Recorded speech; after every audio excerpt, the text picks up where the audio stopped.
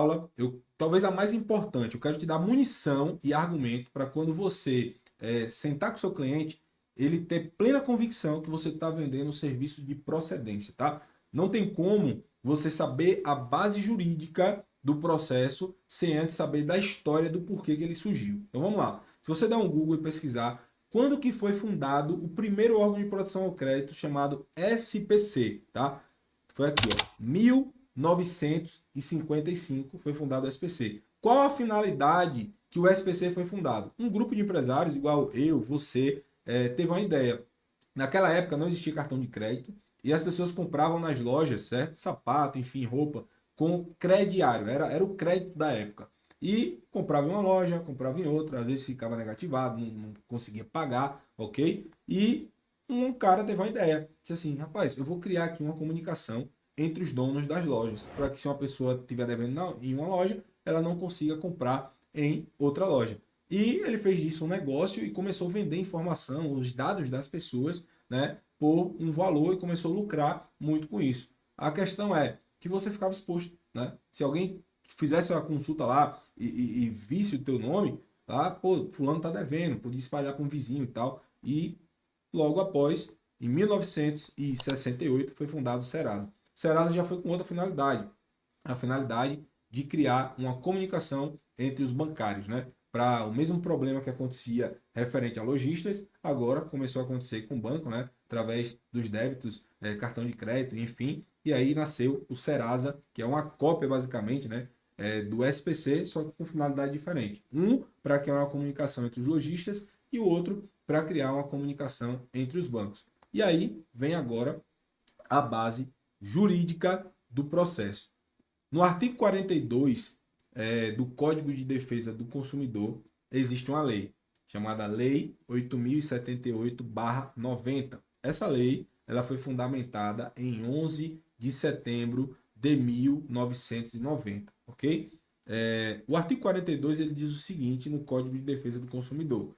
Na cobrança de débitos, o consumidor inadimplente não será exposto ao ridículo, nem será submetido a qualquer tipo de constrangimento ou ameaça. O consumidor cobrado em quantia indevida tem direito à repetição do indébito por valor igual ou dobro do que pagou em excesso, acrescido de correção monetária, juros legais, salvo hipótese de engano justificável.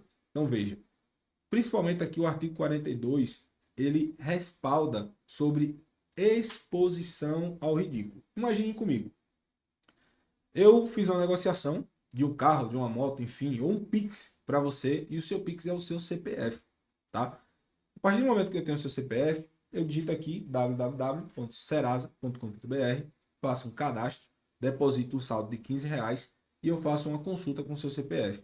Eu vou saber o nome do seu pai, da sua mãe, sua data de nascimento, vou saber o seu e-mail, seu endereço, os seus débitos e até mesmo o número do contrato que está inadimplente, seja de um financiamento de um veículo, de uma casa, Minha Casa Minha Vida, um apartamento, enfim, até o número do contrato que está em atraso, nós conseguimos ter acesso através de uma simples consulta de R$ 15. Basicamente, os órgãos de proteção ao crédito, eles ganham dinheiro vendendo os seus dados sem a sua autorização. E aí, o que é que nós fazemos? Através do nosso jurídico, nós entramos com o processo de retirada de apontamentos. Esses órgãos, eles recebem uma liminar jurídica com ordem para que a lista de nome que a gente manda geralmente por quinzena, certo? Seja retirada imediatamente todos os apontamentos, porque o cliente ele está se sentindo exposto. É feita uma petição, certo?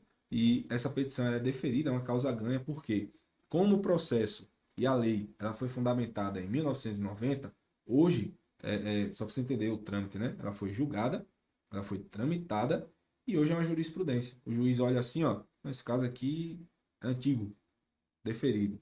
Já despacha, certo?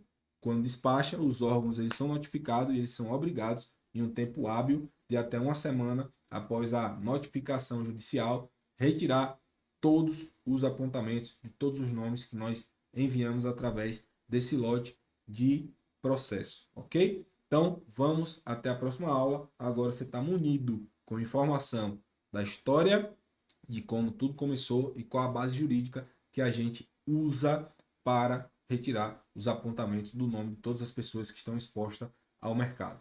Até a próxima aula.